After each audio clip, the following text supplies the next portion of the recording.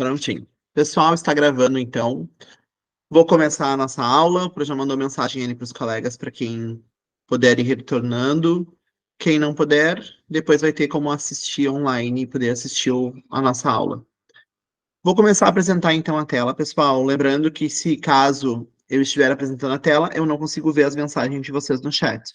Então, quem tem fone de ouvido, quem pode ligar para falar, o microfone, perfeito, tá? A minha voz já é horrorosa, os colegas não vão ficar jogando de vocês, fiquem tranquilos. Vamos lá. Vou colocar para apresentar então, pessoal, a minha tela e nós vamos passar rapidamente pelo material das outras aulas para a gente lembrar onde nós paramos. Eu gosto sempre de retomar, como a gente fica mais de uma semana sem se ver, então é sempre legal dar uma retomada assim em aspectos gerais. Então, aqui nós temos várias linguagens da arte, que o Pro comentou lá no nosso primeiro encontro, né, que a arte ela está na área das linguagens, junto com o português, junto com outras línguas, junto com a educação física, junto com literatura, porque são linguagens que têm seus próprios códigos para comunicação interpessoal e com a sociedade e tudo mais. Nós vimos lá o conceito de mímese lá na Grécia Antiga, que falava justamente sobre a representação do real. A arte tinha muito essa ideia de representação do real. O conceito de beleza, que também surge lá na Grécia Antiga com o que é estética. Essa obra aqui, claro, não é da Grécia Antiga, essa obra é do século XX, do Picasso, e ela também questiona os padrões de beleza da época, porque ela traz formas super geometrizadas que foram utilizadas pelo Picasso na criação do cubismo, que a gente não chegou ainda, e estamos perto do século XX, pessoal. Quer dizer, não cronologicamente, mas em aulas nós estamos perto de ver o século XX. Aqui, as 4 principais áreas da arte que são trabalhadas nas escolas. Nós temos teatro, dança, música e artes visuais. A gente tem um exemplo aqui de escultura. Quem tá aí, manda um oizinho, se lembra disso que a gente está trabalhando. Quem não lembra, manda uma carinha daquelas assim, ó. Que daí eu já sei como é que... Quem é o povo que tá aqui. Quem lembra, manda a mãozinha. Quem não lembra, manda a carinha desesperado, pelo amor de Deus. Para eu ter uma noção mais ou menos de quem tá por aqui se lembra disso tudo. Ó, Eric, pode falar, Eric. Deixa eu parar a apresentação.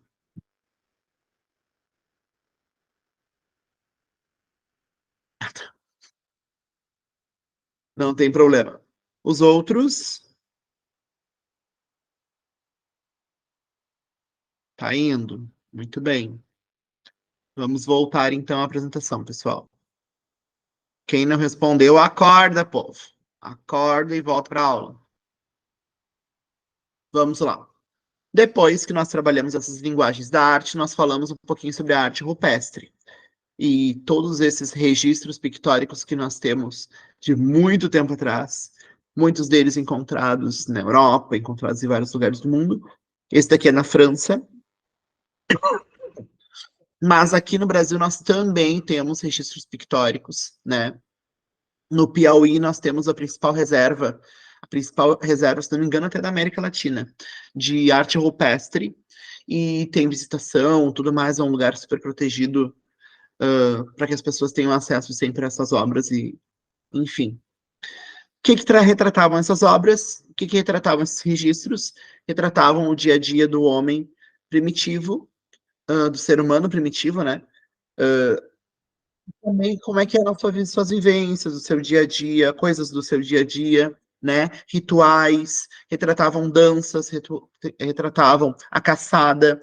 Lembrando que esses registros também tinham um cunho relacionado aos seus rituais, então acreditavam-se. Os estudos dizem que eles acreditavam que, através do desenho também, eles ajudavam a atrair aquela caça.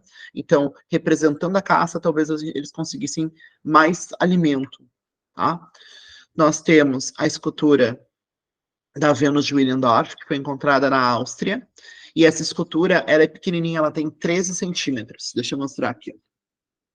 13 centímetros. É isso daqui, ó, galera. Ó. ela tem esse tamanho, essa escultura. Esse tamanho. E ela é uma escultura que vai retratar a mulher daquela época, que era vista como uma forma de musa, de deusa da fertilidade. Por isso que a mulher tem o ventre bem volumoso, os seios fartos e tudo mais. E a cabeça não se sabe exatamente o porquê que a cabeça não é retratada, né? Ela é feita essa composição aqui. Acredita-se que não se tinha uma. Para que não fosse pessoalizado, né, quem era, algo do tipo. Enfim, não se tem uma certeza por que que a cabeça não era desse jeito. Aqui também tem o material, pessoal. Quem não estava no grupo ainda, que eu vi que tem aluno novo, né? Tem a Grazi ali, que é aluna nova. Não sei se tem mais alguém. Esse material eu posto de novo para vocês. Se vocês olharem aqui em cima, tem 93 páginas. Ou seja, ela não é de um encontro. Ela mostra todos os nossos encontros, justamente para que vocês tenham acesso a qualquer momento e possam dar uma olhada, tá? Depois nós trabalhamos a relação do grafite com a arte rupestre e como tanto quanto aqueles registros rupestres, quanto hoje em dia, eles são formas de expressão e comunicação em grupo, né? As pessoas têm acesso, elas podem ver, eles marcam momentos da história e assim por diante. A gente falou um pouquinho sobre a arte egípcia, aqui retratando a lei da frontalidade, retratando questões sociais, questões econômicas, né? Aqui a gente tem o homem muito maior do que a mulher, do que a criança, né? A criança vista como um mini adulto. Aqui todos representados utilizando a lei da frontalidade, utilizando cores bem específicas, né? Que a gente olha aqui em relação ao local onde eles viveram. Tem os hieróglifos aqui no fundo, que era a forma de escrita, utilizando imagens, símbolos. Mais alguma coisa? Alguma pergunta? Lembrando que eu estou fazendo rápido porque a gente está retomando algumas coisas que a gente já viu. Alguma pergunta, pessoal? Não? Ok, vamos lá. A gente viu algumas obras. Opa, tudo tranquilo.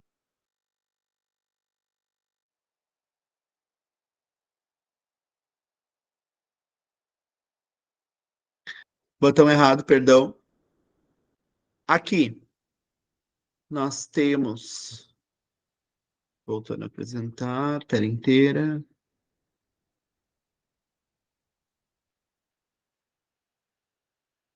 Prontinho. Quem tem áudio vai me dizendo se está aparecendo, se está tudo ok, pessoal. Tá tudo certinho. Obrigado. Aqui, nós temos esculturas, nós temos obras arquitetônicas que mostram o Egito Antigo.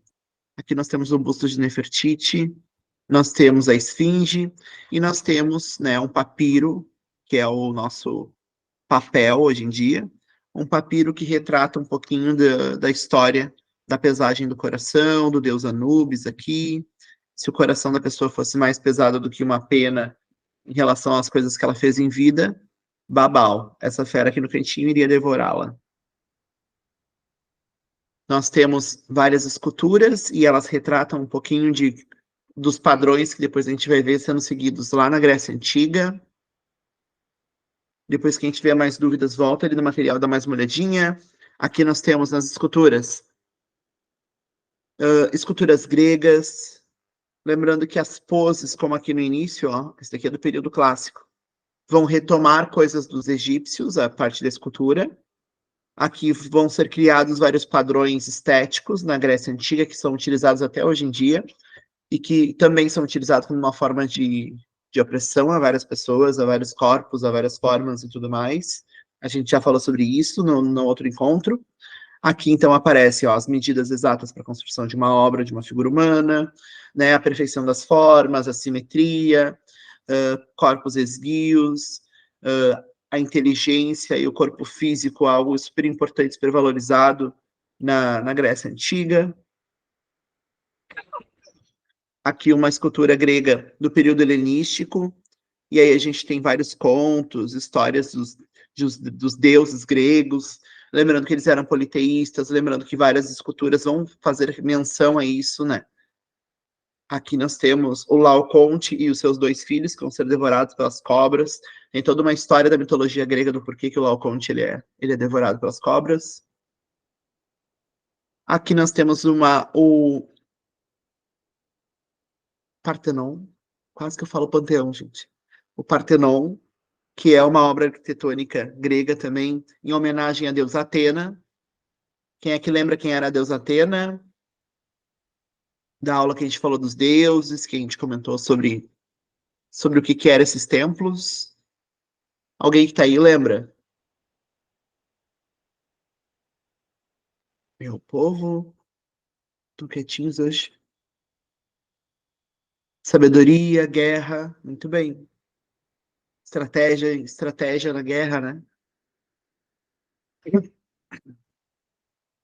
Aqui, nós vimos vários estilos que eram representados, que eram utilizados na Grécia Antiga, na parte da arquitetura, e nós percebemos eles até hoje em dia em várias obras, que depois, com o passar dos anos, vão ser utilizados como referência lá no Renascimento, depois são utilizados como referência lá no período neoclássico, e o período neoclássico vai ter influência também aqui no Brasil, né? Vão vir vários artistas franceses e em vários lugares no Brasil, São Paulo, Rio de Janeiro, Porto Alegre, tem várias pilastras, várias colunas, com principalmente essa forma aqui, ó, que é a mais evoluída das três. Nós temos primeiro o período dórico, depois o estilo jônico e, por último, o estilo coríntio. A representação nos vasos, nas ânforas, que eram essas peças de cerâmica que eram utilizadas no dia a dia dos gregos. Então a gente vai ver aqui uma cena relacionada ao teatro. Não são cabeças que foram cortadas, pessoal, são máscaras de teatro, tá? Nós já passamos por aqui. Tem alguém novo que tem alguma dúvida que queira perguntar?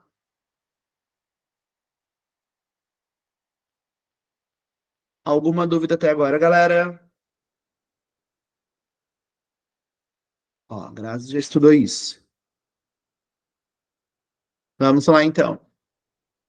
Aqui nós temos um templo da Grécia Antiga, um templo nada, um teatro, né? Um teatro semicircular, que era utilizado para grandes apresentações, que era utilizado também como uma forma de divertir o povo naquela época, no meio das guerras, das coisas, eles tinham algumas formas de acalmar o povo, e uma delas era o teatro.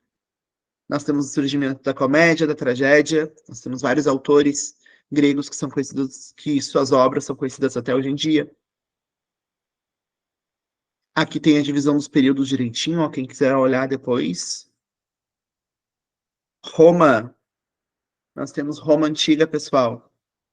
Aqui na Roma Antiga eu trouxe como exemplo o Coliseu, que é uma obra arquitetônica super conhecida, e ele traz justamente essa evolução, como, né, somos evoluídos, temos muitas influências da Grécia Antiga, mas somos melhores. Eles têm um certo desdém nesse sentido. Lembrando que várias coisas dos gregos são utilizadas como inspiração pelo povo romano, né? Assim, a gente tem os deuses, a gente tem várias coisas. Na última aula, nós viemos até aqui, correto? Nós chegamos até o período medieval. Quem é que estava nas outras aulas? Que recorda, confirma, não confirma?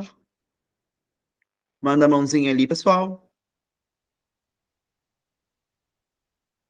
Deixe-me ver, deixe-me ver. Ok. Vamos lá, então. Arte medieval. Quem já viu lá em história? Deixa eu perguntar onde é que vocês estão em história, pessoal. Vocês estão fazendo também, assim, linha cronológica certinha? Já passaram pela, pela Idade Média? Quem está acompanhando aí no Agarre, sabe se a gente já passou pela Idade Média, galera?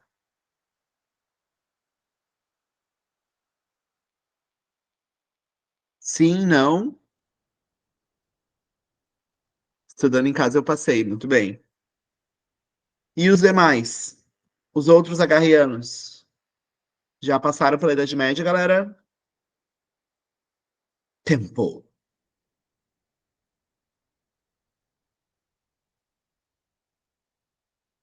Ninguém recorda?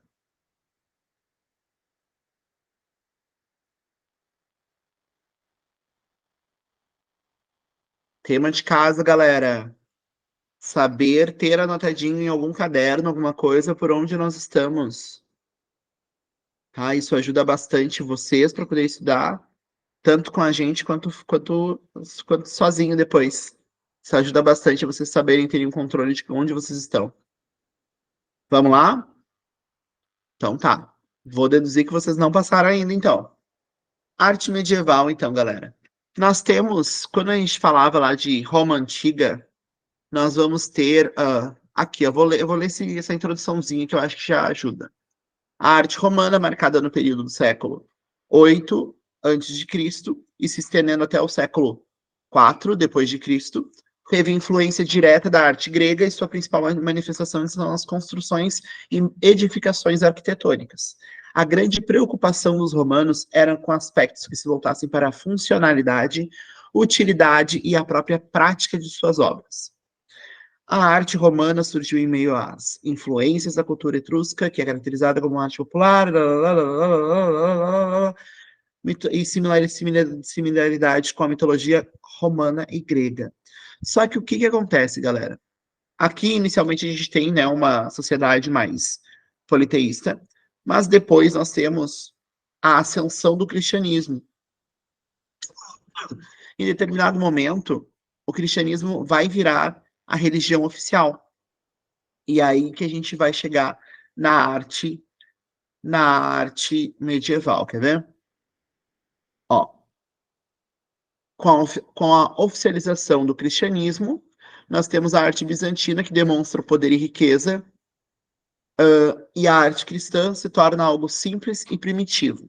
O objetivo primordial da arte bizantina é de expressar o poder absoluto do imperador, ser considerado sagrado, portanto, representava o próprio Deus na Terra.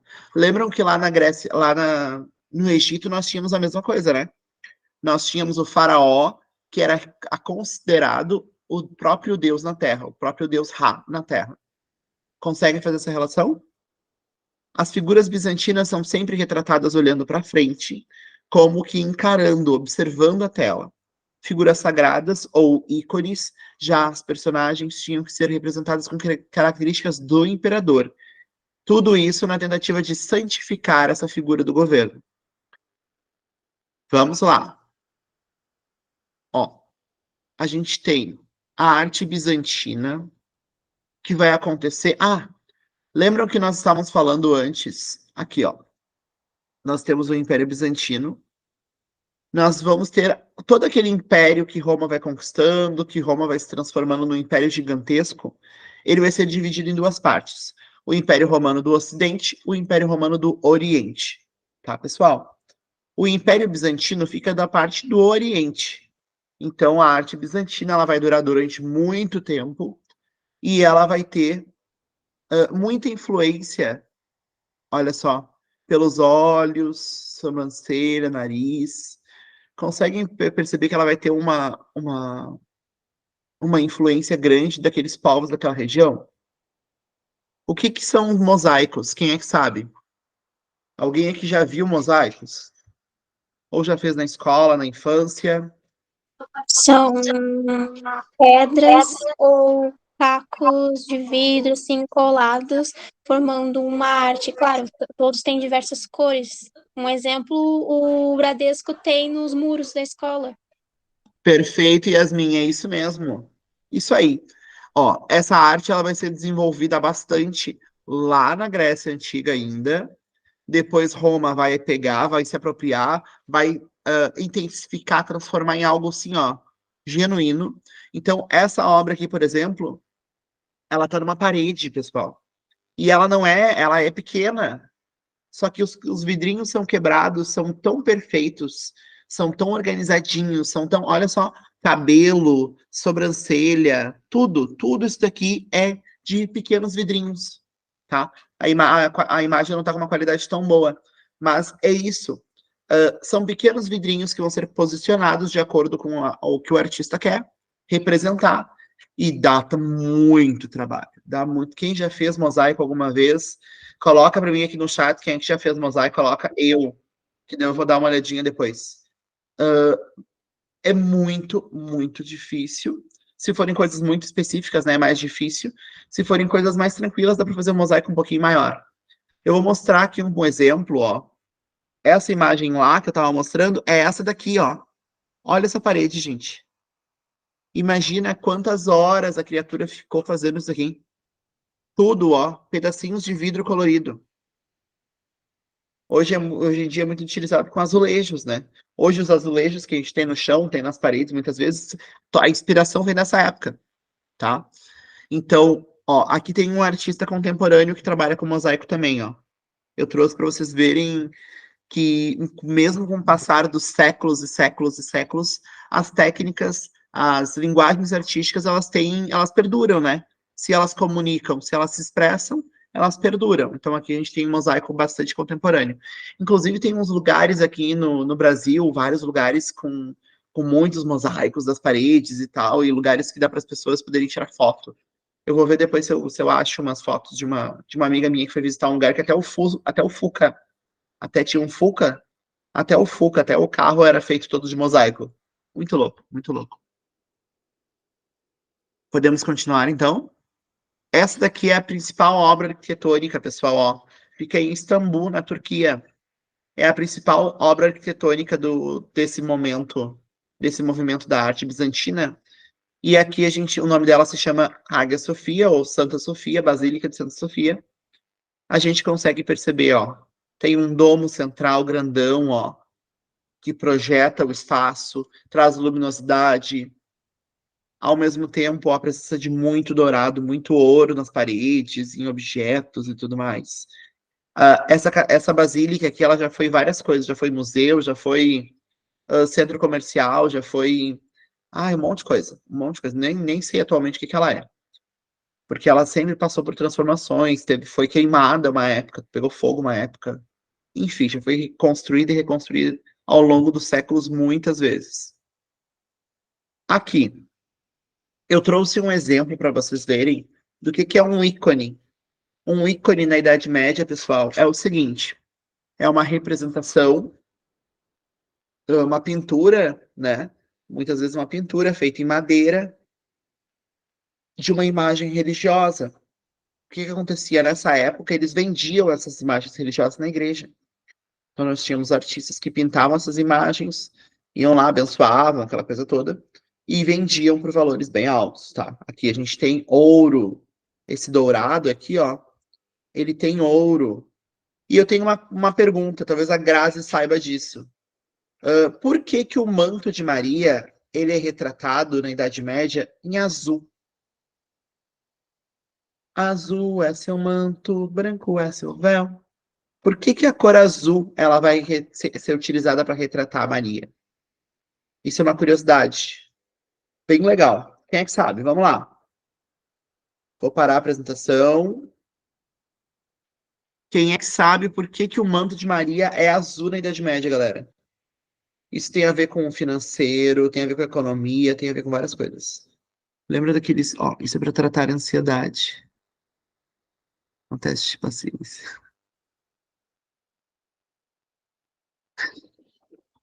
Boa, parabéns para a pessoa que teve paciência em fazer isso. Teste de paciência, tratar a ansiedade. Perfeito, Grazi. Os tecidos coloridos naquela época eram só para nobreza, não? Sim, mas esse é um nível mais alto ainda. O que mais? Vamos lá, Gi. Gi tá aí. Não tem a ver com pureza. Depois vai ser criada essa ideia, mas vai ser criada depois essa ideia de pureza com essa cor, depois da função do manto de Maria. Vamos lá. Vanessa, Arthur, João, Gisele, Suzete, Maria Eduarda, vamos lá, um de vocês. Por que será que o manto de Maria ele era em azul? E na Idade Média isso fica muito, muito forte. Eles criam nessa época essa ideia de o manto de Maria ser azul. Por quê, meu pessoal?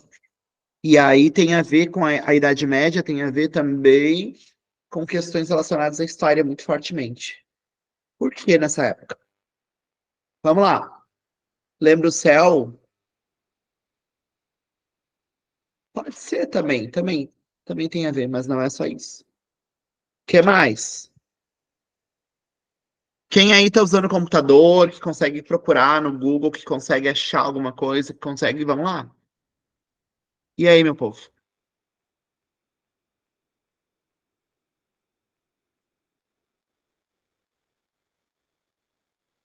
Não? Dou-lhe uma, dou-lhe duas. Se alguém tá tentando achar, manda uma mãozinha aí pra eu saber.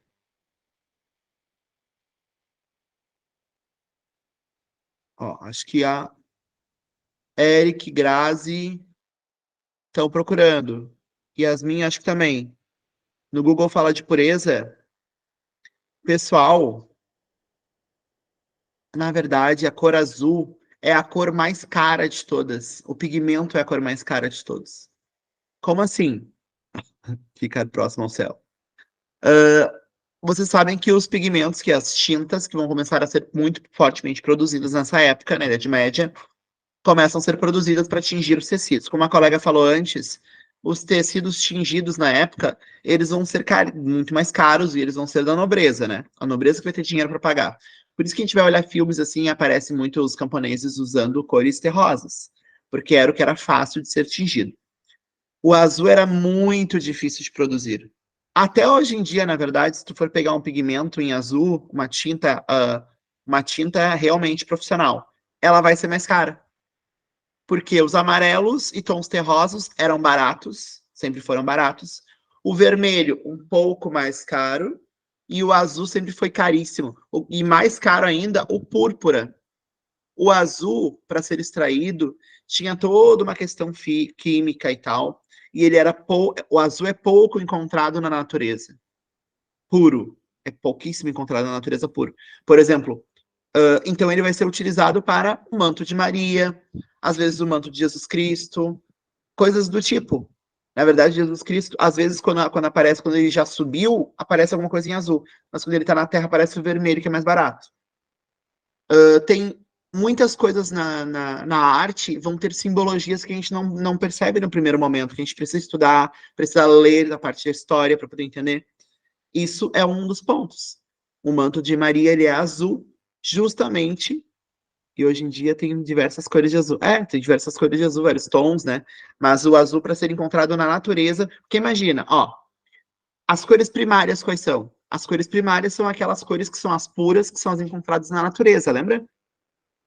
Aí a gente tem vermelho, a gente tem amarelo e a gente tem o azul, que é a partir dessas três cores que todas as outras cores são formadas, não é? A gente tem, então, o azul, dentre as cores primárias, é o mais difícil de ser encontrado na natureza. Por exemplo, o bordô não, o púrpura, depois, agora quando já tiver mais desenvolvido isso, o púrpura, ele vai ser a cor mais cara de todas, porque ele é a cor mais difícil de ser encontrada. Ele é encontrado, por exemplo, ou pelo menos era assim, antigamente, eles utilizavam isso. Um crustáceo no mar Mediterrâneo, que eles tinham que abrir e tal, para conseguir fazer a cor púrpura. Um crustáceo no mar Mediterrâneo. Olha a loucura, gente. Então, quem trabalha com essa parte de pigmentos e tal, que estuda um pouco mais para ver de onde é que eles são encontrados, vou mandar para vocês depois um vídeo. Esse vídeo é muito bom. Um vídeo que mostra de qual animal, de qual serzinho vivo é extraído lá um pigmento avermelhado que a gente usa na comida. É muito louco. É muito louco. Vou mandar para vocês depois. Vou até anotar aqui. Grazi, por favor, me ajuda a anotar para eu poder lembrar. Vamos lá. Me ajuda. Ó, do pigmento vermelho na natureza. Vou anotar e vou mandar ali no grupo daqui a pouco. Porque eu salvei no Instagram o vídeo. É maravilhoso. Vamos lá então, galera. Voltando, então, agora que a gente deu essa pausa para entender um pouquinho sobre pigmento. Ai, até aqui a Grazi trabalhando, olha só. Que horror. Não, isso daí é para me ajudar. Pode ser outra pessoa que pode anotar também, Grazi. Fica de boa. Ó, então... Ah, outra coisa. Um detalhe que é importante que a gente vai ver várias vezes. Ó, nesse mosaico aqui, galera, quem é esse carinha que tá aqui no meio? Será que é... Será que é Jesus Cristo? Quem será essa galera aqui? Vamos lá. Hoje eu tô perguntativo. Desculpa. É que eu gosto de perguntar para vocês se mexerem um pouco. Vamos lá. Quem será esse cara?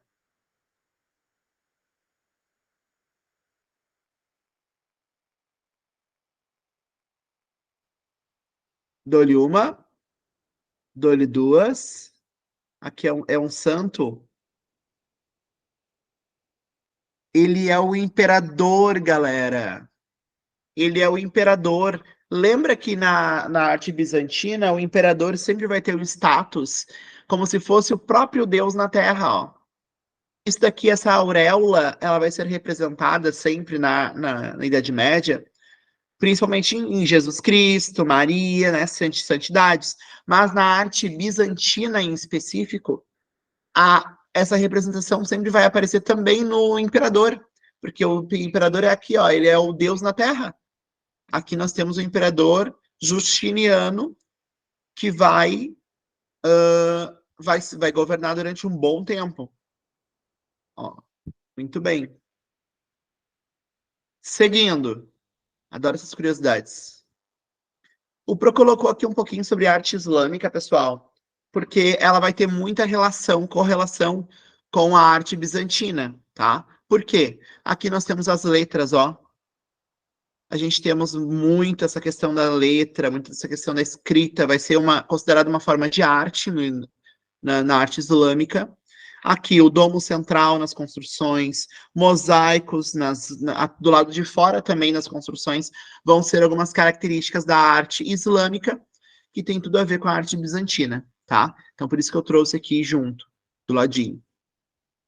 Lembra que o Império Romano foi dividido em duas partes? O Império Romano do Oriente e o Império Romano do Ocidente? Tudo aquilo que a gente falou era relacionado ao Império Romano do Oriente, certo? Aqui, durante o mesmo período que o Império Romano do Oriente, nós tivemos a arte bizantina em todo o período. Do lado do Ocidente, nós temos uma divisão. Nós temos o período chamado de arte românica e depois o período chamado de arte gótica, que já é a transição se encaminhando para a arte, para o renascimento artístico, tá? No Império, na arte românica, o que nós temos de características? Ó, essas colunas com esse arredondamento aqui em cima, ó, estão vendo? São colunas aqui embaixo, e aqui nós temos arcos, lembra? Os arcos foram uma criação do Império Romano. Então, na arte românica, ela vai continuar, vai dar continuidade na Idade Média a esses arcos, misturado com as colunas. Nós vamos ter, por exemplo, ó, aqui. Quem é que sabe que catedral é essa? Que tem um nome de comida. Ó, tá tortinha aqui, ó. Borgando pro lado. Quem é que sabe? Bora, bora, bora, meu povo. Bora, meu povo. Quem souber, liga aí o microfone. Vou dar uns segundinhos ainda. Ó, essa construção, olhando de cima, pessoal, ela vai ter um formato de... Ai, não coloquei aqui. Mas, se olhar essa construção aqui românica, a maioria das construções românicas vão ser em formato de cruz. Eu olho assim como se fosse uma maquete, como se fosse uma planta baixa dessa construção, e ela vai ter um formato de cruz. Então, na arte românica, muitas construções vão ter um formato de cruz. Se vocês olharem aqui, ó, são imensos, né? Mas as janelas são janelas pequenininhas. As paredes são grossas. As construções românicas vão ser frias, vão ser escuras do lado de dentro. Porque aqui nós estamos num período de muitas guerras, muitas lutas. Então, a catedral românica ela vai ser utilizada também como uma forma de proteção. As pessoas vão acabar se protegendo dentro dessas construções, muitas pessoas. Tem vários filmes, pessoal, se a gente for olhar, tem vários filmes da Idade Média que se passam no período com essa arte românica. Alguém já viu?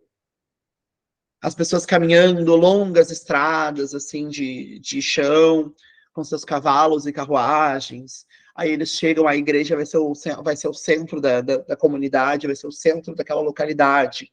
As igrejas na arte românica vão estar em lugares, em pontos altos, então vão ter que subir, assim, montanhas e tal, para chegar nelas.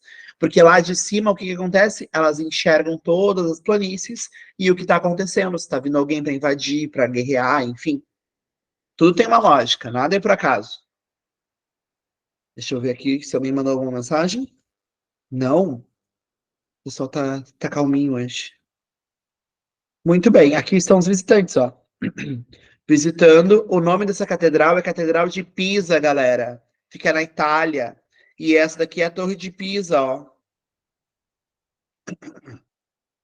A Torre de Pisa não dá para entrar nela desde os anos 90, se não me engano.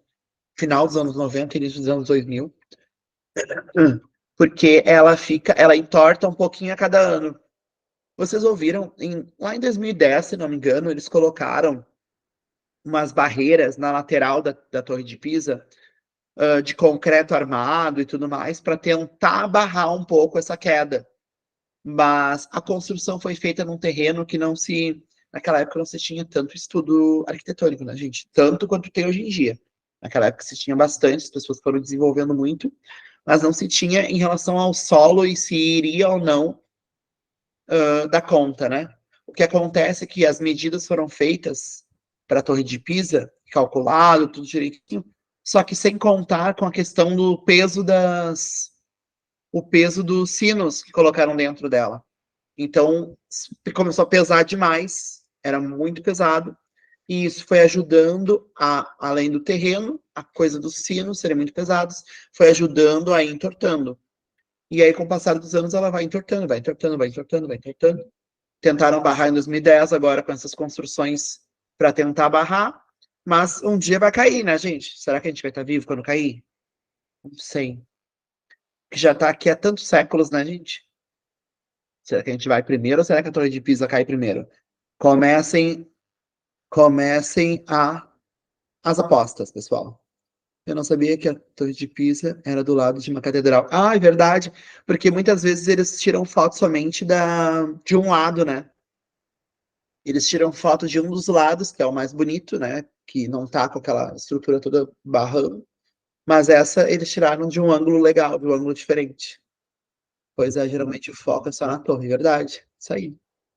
A Torre de Pisa, ela não fica solta, ela fica, né, junto com a Catedral de Pisa. Tudo isso na Itália. Quando a gente for lá dar um rolê, a gente vai ver ela direitinho. Continuando. Aqui eu já falei, então. Tem uma parte maior sobre estrutura, sobre abóbadas, sobre cúpulas, ó, que eu já tinha comentado com vocês, mas eu não vou entrar tanto nisso, tá, pessoal? Abóbadas de berço, ó, que são essas aqui que tem esse formato assim, e elas se encontram. É isso. Uma outra característica da arte das construções que são românicas, pessoal, elas são baixas, elas não são tão altas, né? Claro, ali tem a Torre de Pisa, né? Aqui tem a torre, ó, dessa catedral também. Mas elas normalmente não são tão altas. Agora a gente vai ver construções muito altas que vão ser as da arte gótica. Olha só, normalmente tem 3 entradas, elas são arredondadas, ó. Arcos arredondados, grava isso. Baixas, ó, românico. Arcos arredondados, normalmente umas 3 entradas, poucas janelas, paredes grossas, e são arquiteturas baixas, tá, pessoal? Por mais que seja, para a gente é considerado alto, mas para a arquitetura é baixo. Vamos ver, então, e formato de cruz, muitas delas em formato de cruz. Vamos agora para os afrescos. O que são os afrescos, pessoal? Como aqui mesmo já fala, ó, afresco dessa igreja da Catalunha. O que são os afrescos? É passado o gesso ainda molhado nas paredes e são feitas as pinturas utilizando ainda o gesso molhado. O que isso acontece? O que isso faz? Isso faz com que a tinta não descasque tão facilmente, porque ela foi colocada quando o gesso estava molhado, ele se une, o gesso e a tinta se unem. Então aqui a gente tem, por exemplo, ó, essa pintura que foi feita há muito tempo, né?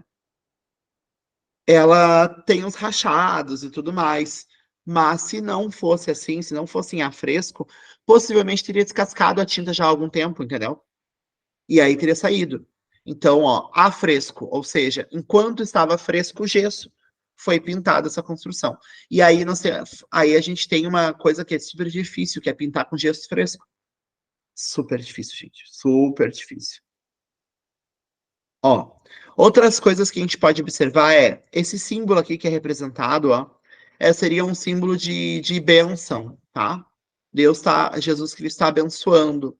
Mas ao mesmo tempo, por que Jesus Cristo aparece? Jesus Cristo, os anjos, Maria, todo mundo aparece com umas caras de bravos na Idade Média, vocês sabem por quê? Tem a ver com o período histórico. Se vocês já passaram pela Idade Média na história, vocês já viram isso. Por quê? Por que eles aparecem, as representações aparecem? Ó, os anjos com cara de bravo, Jesus Cristo, Maria, todo mundo com umas caras de bravo. Por quê?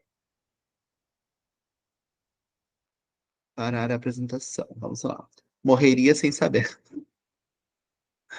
Ai, Jesus. Vamos lá. Por quê, galera? Bora. Falta 14 minutos só, pessoal. Quem foi a pessoa que pensou nisso? Não sei, senhor. Tá, morreria sem saber. Muito bem. Porque, pessoal, nessa época, lembra que a forma de estrutura, ó, eles eram vistos mais como punidores. Perfeito, Grazi. É na Idade Média que surge essa ideia de Jesus Cristo, de Maria, de todo mundo, como seres que vão punir caso a pessoa faça alguma outra coisa. Por quê? Porque a gente vai ter nesse período, lembra daquela construção, como é que era, das cidades e tudo mais? Vamos lá. Muitas pessoas moravam no campo, certo? E nós tínhamos lá a estrutura de senhores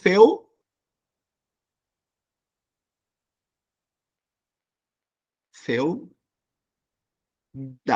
Lembra? Feudais, galera. Isso aí, o sistema de feudos. Com o sistema de feudos, nós temos o senhor feudal, nós temos os vassalos, nós temos toda essa construção. O que acontece?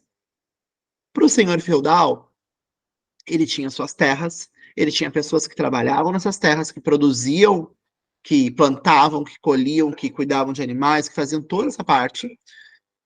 A pessoa podia sobreviver, se alimentar e tal, né? Mas ao mesmo tempo a terra estava produzindo. Todo o excedente era do senhor feudal, né? Todo o excedente era do senhor feudal. Para eles, esse sistema de governo era ótimo.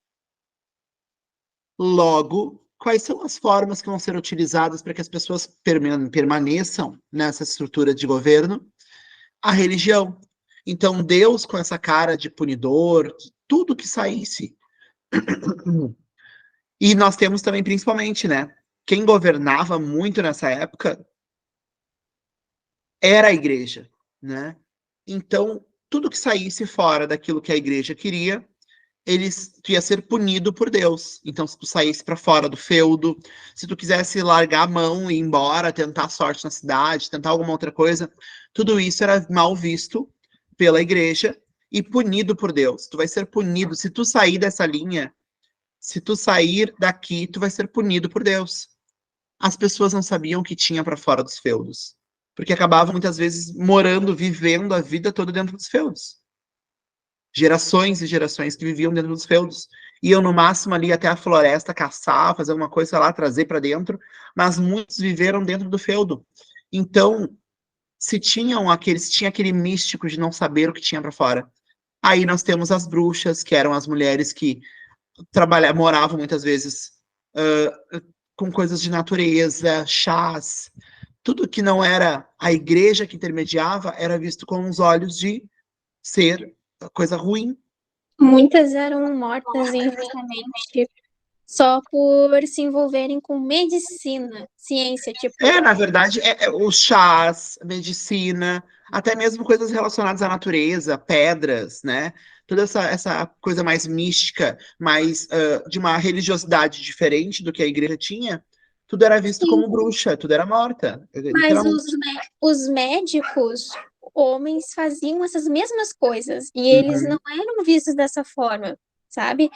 E quando eu estava estudando terceiro ano do ensino médio, o meu professor mostrou imagens terríveis que os homens da igreja faziam com as mulheres, tipo, ó, vamos ver se ela é uma bruxa. Se ela é uma bruxa, ela vai se regenerar, assim. Eram ferramentas, eram situações de torturas, assim, que matavam elas, né? Tipo, se ela se regenerar, a gente dá um jeito de matar de novo, sabe? Se não se regenerar, é porque não era uma bruxa. Era um absurdo isso. Exatamente. Não, e aí tem várias questões também, tem vários materiais que falam que mulheres que não aceitavam ser tratadas do jeito que as mulheres eram tratadas na época, mulheres LGBTQIA+, todas essas eram consideradas então bruxas e eram mortas. Então, e também nessa mesma época que surge a ideia dos dragões, que surgem os monstros que vão te pegar se tu for pra floresta. Se tu sair daqui e entrar na floresta, vai ser morto, porque vai acontecer isso, vai acontecer aquilo outro. Toda essa coisa do medo que é criado é para manter os vassalos dentro das terras trabalhando para os senhores feudais, né? Uma espécie de acordo entre igreja e Estado e tudo mais. Nasciam e viviam nessa cultura, então a maioria nem pensava em questionar a igreja também. Só tomavam como o certo. Isso aí, muito bem. É isso mesmo, galera. Então, essa ideia, é por isso que quando a gente fala de uma pintura lá da Idade Média, vai ter essa expressão, vai ter Jesus Cristo furioso, vai ter toda essa raiva, né? Principalmente nessas expansões marítimas, a galera morria de medo dos monstros do mar, perfeito, é isso aí, né? Tudo que eu não conheço me assusta, né? E aí, para eu não me assustar, para eu não ficar com medo, eu permaneço naquele estado de não saber do que se trata. Isso a gente vai ver até hoje em dia, né, em várias coisas. Vamos lá. Então, pessoal, ali eu mostrei uma representação de uma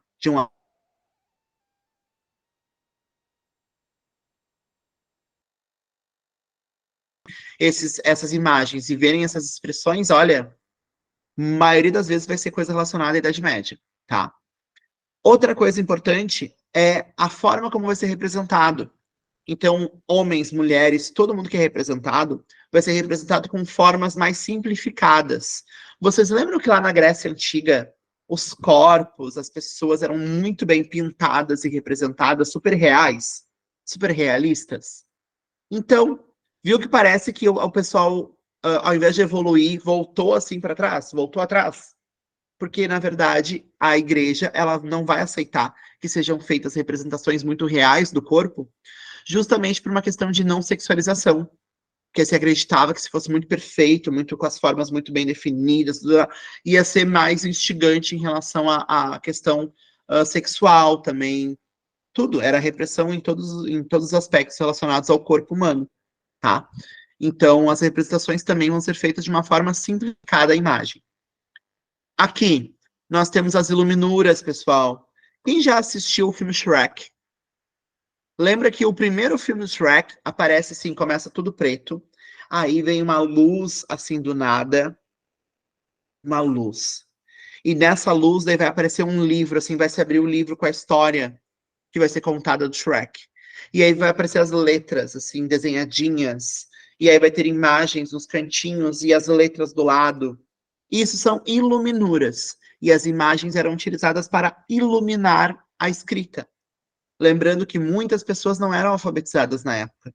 Então, muitas pessoas conseguiam entender sobre a Bíblia, entender sobre o que estava acontecendo, ouvir histórias, tudo através de imagens. Então, as imagens, ó, elas vão ser muito explicativas, vão ser muito específicas para relatar e para mostrar aqui, ó, pessoa no inferno, ó, os demônios levando, ó, tudo que tem a ver com a Idade Média nessa época, ó. Maria E não sei quem que é esse aqui de auréola, gente, não sei. E aqui Jesus Cristo, ó. Tudo sendo representado naquela época, nesses manuscritos que eram, claro, da igreja, né? Ai, cada gominho possível, ó, principalmente antes das isso aí. Vamos lá. Então, pessoal, iluminuras, e aí a gente vai ter agora uma transição para a arte gótica.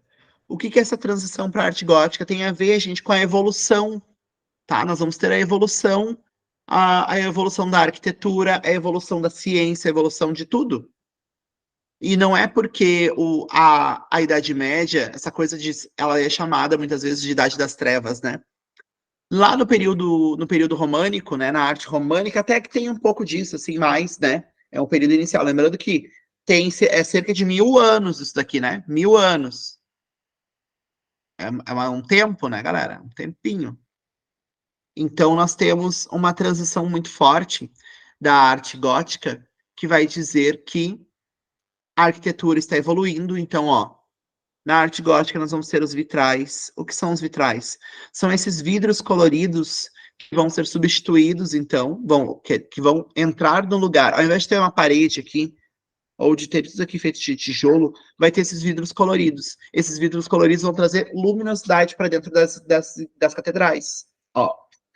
Ao mesmo tempo, esses vidros, eles instruíam sobre a Bíblia, que nós temos Maria, Jesus, nós temos os anjos aqui à volta. Então, as histórias, elas eram contadas a partir dessas imagens, esses vitrais que ficavam lá.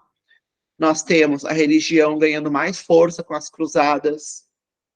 Lembra do filme, da série, das coisas chamadas cruzadas? Eles vão levar a palavra da Bíblia para lugares diferentes. Aquela coisa toda. Deus é um ser supremo. A arquitetura tem a ver com com a espiritualidade. Então, quanto mais alto for a construção arquitetônica, mais perto de Deus vai se estar. Aqui tem uma característica de muitas das construções arquitetônicas góticas, que, olha só, é uma flor, é uma rosácea isso daqui, que fica na frente da construção, ó. Lembra? Quanto mais vidro, mais entrada de luz, mais luminosidade dentro das catedrais. As catedrais vão ter formatos, ó, ogivais. Ó, ogivais. Ou seja, não é mais redondo. É ogival, tem uma pontinha. Certo? Bem mais janelas. Ó, aqui no Brasil a gente tem também, ó, vários exemplos, ó. Catedral da Sé, em São Paulo. Nós temos a Catedral Nossa Senhora de Lourdes, ou chamada de Catedral de Pedra. Quem é que sabe onde é que fica essa catedral aqui, pessoal? Essa aqui fica em São Paulo. Essa aqui eu não coloquei a localidade de propósito. Quem sabe onde é que fica? Catedral de Pedra. Quem já foi nela? Ou sabe onde é que ela fica?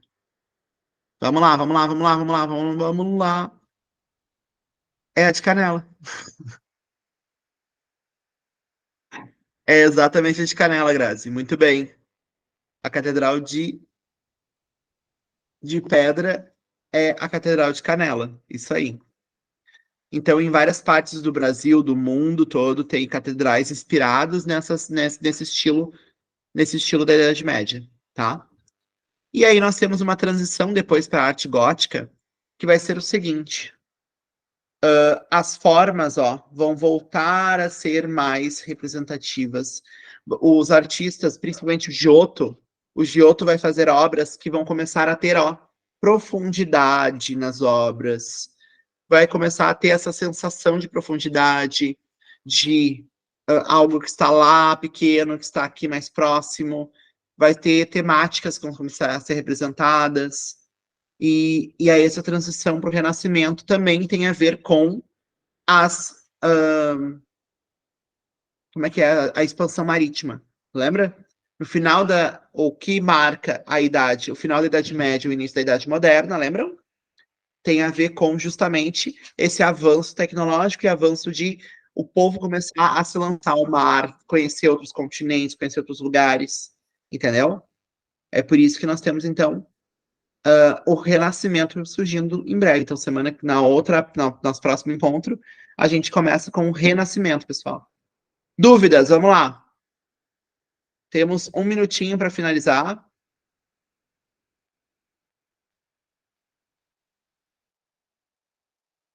Que pena, né?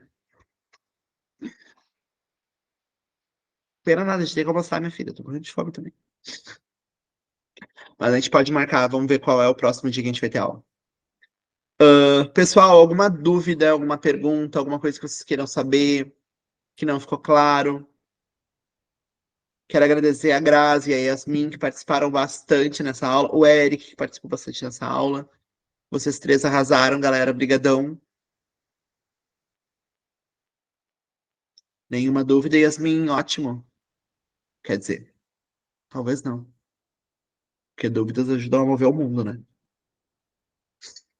Coisa boa que tu gosta. Muito feliz.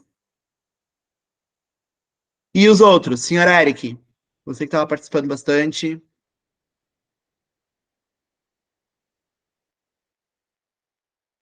Hum.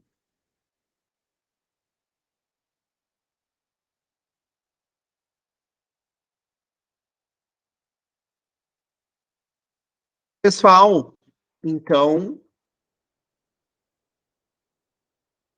pessoal, eu espero. Eu perguntei se tem alguma dúvida, Eric. Não?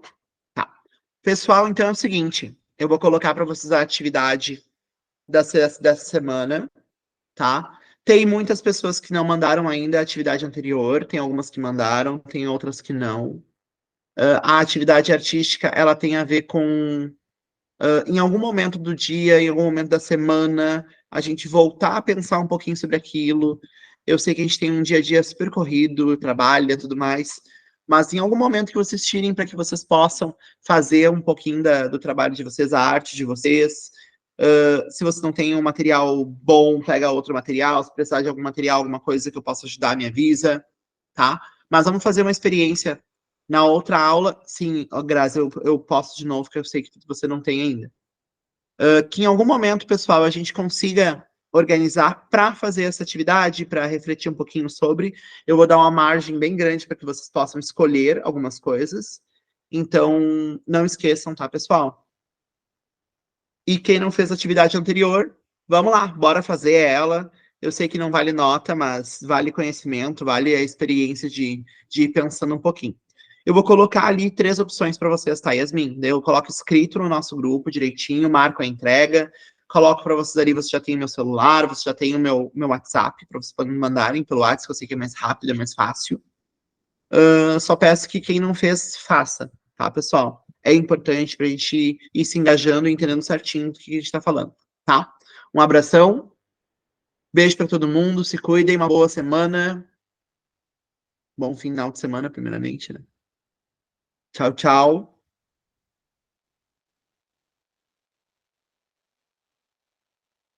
Obrigado, Yasmin, pela participação, foi show de bola. Tu aparece 2 vezes, Yasmin. É que o meu telefone é o único que dá para conversar em áudio e escutar, e o meu computador não, então eu uso ele como uma tela maior para assistir os slides. Muito esperta, senhora, muito esperta. Gostei. Tá, Sir. Tchau, tchau, prazerzão. Prazer, Sir. Suzete, tá aí, mulher? Tu foi fazer comida?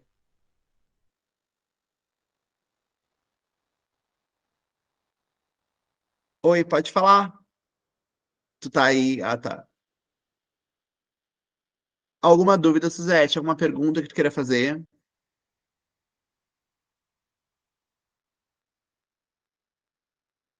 Não? Então tá. Um abraço.